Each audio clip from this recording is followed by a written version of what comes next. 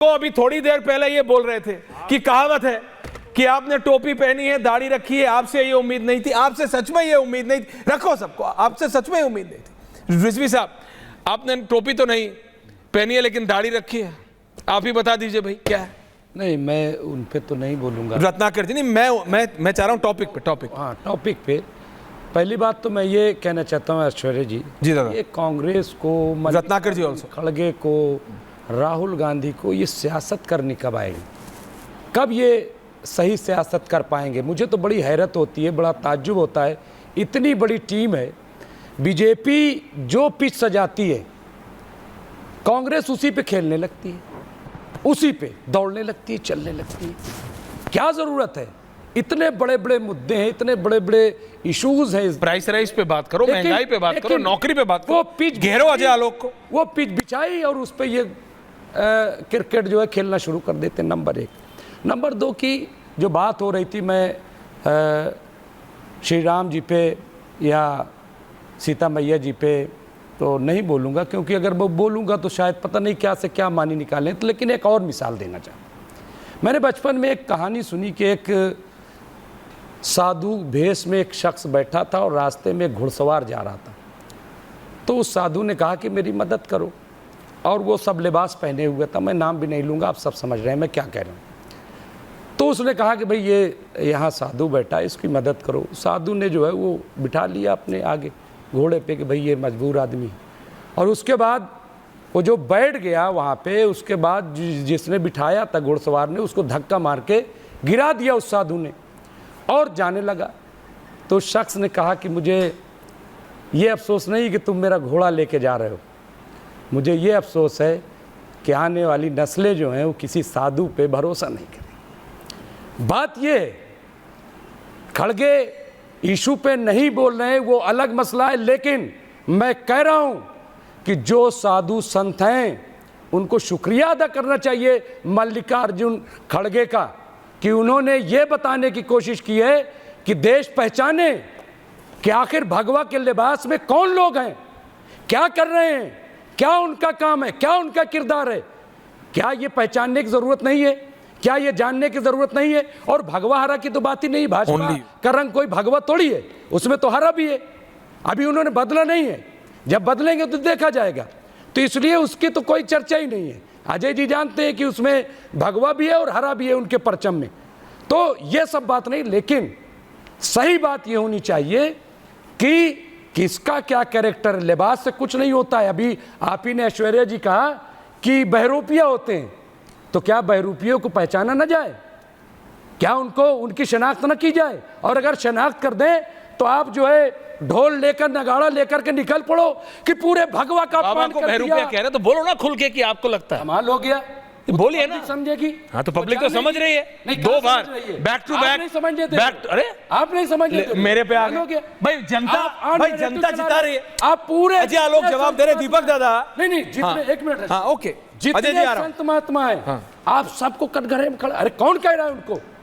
कोई नहीं कह रहा है। जो साधु हैं, जो सही से अपना जो धर्म निभा रहे हैं उन पे कोई, लेकिन जो चोला पहन के सियासत कर रहे हैं और गलत सियासत कर रहे हैं, जो काटने की और मरने और मारने की बात कर रहे हैं, उनको देश पहचाने। ओके अजय आलोक, पहचानने की जरूरत है। अजय आलोक, देखो जनता ने तो पहचाना है, तभी 2 बार के मुख्यमंत्री हैं उत्तर प्रदेश के जिनको आप बोल रहे हैं। और ये जो कहावत और जो कहानियां आप सुनते हैं, नहीं आपको पता है, मैं खुल के बात करता हूं। अरे मैंने कहा बीजेपी प्रो हिंदू है ना? नहीं, अरे हम कह रहे हैं सपा प्रो मुस्लिम है, जैसे सपा प्रो मुस्लिम है, कांग्रेस प्रो मुस्लिम है।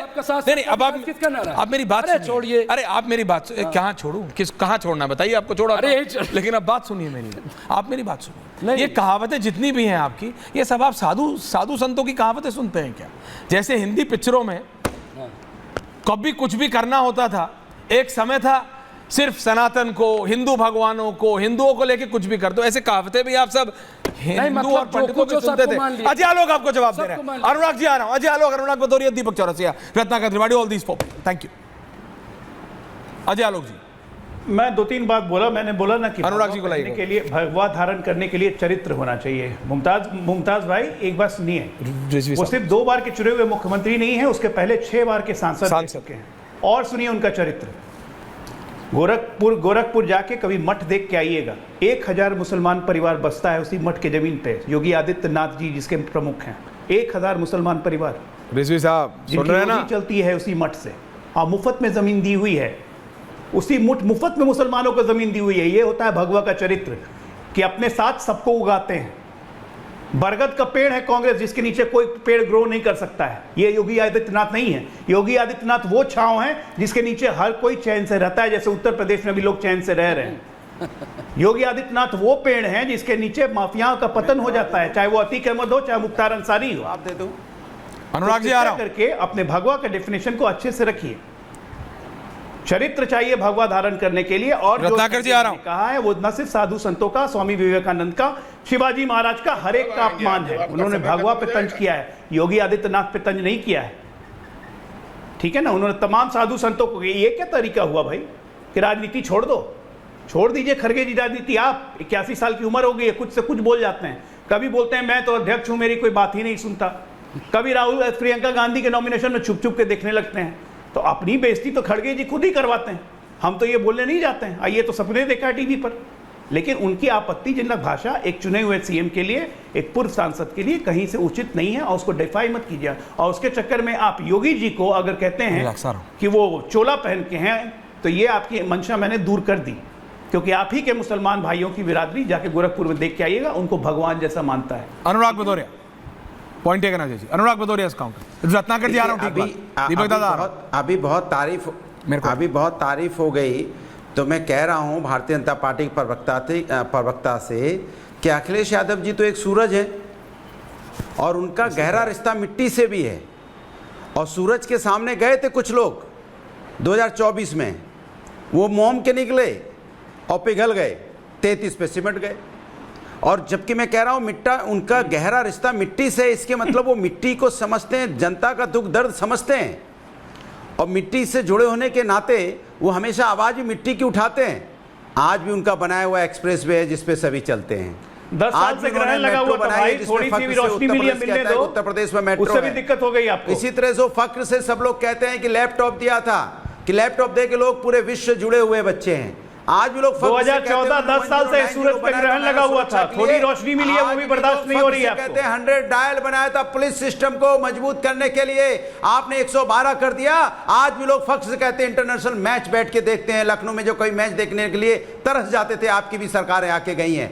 आप उसके बाद पार्क बने हुए देख लीजिए आप। इसलिए आपको बताना चाहता हूं, आप उस शख्स की शख्सियत को पहचानिए कि वो ऐसा व्यक्ति जो हर गरीब की बात को समझता है, उसकी तकलीफ को समझता है और उन्नति की बात करता है, उत्तर प्रदेश और देश की खुशहाल बनाने की बात करता है। ये होता है व्यक्तित्व।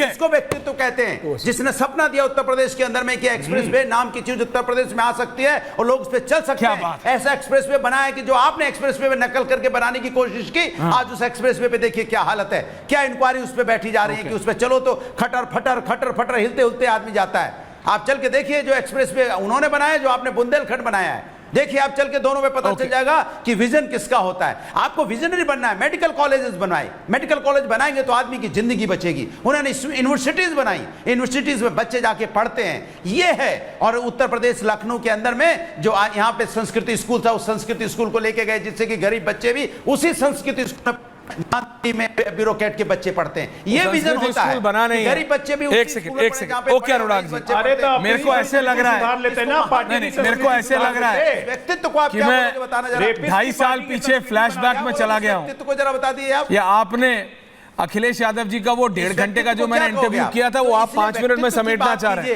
हैं। अनुराग जी, कुछ नहीं होता है अखिलेश दर्शकों, अगर सब कुछ हो रहा होता तब तो कोई बात ही नहीं थी। नहीं, वो संस्कृति स्कूल की जो वो है वो चला नहीं, वो आपको सबको पता है। मैं जब गया वो उनके बस में मुझे लेके गया था वहां पे, बट मैं बात दिला रहा हूं क्यों नहीं वो सबकी सरकार ने नहीं। अनुराग भदौरिया ने कहा अखिलेश यादव सबकी सुनते हैं। मैं यही उम्मीद करता हूं अखिलेश यादव आपकी भी सुनेंगे, आपकी भी मन की सुन लेंगे जल्दी।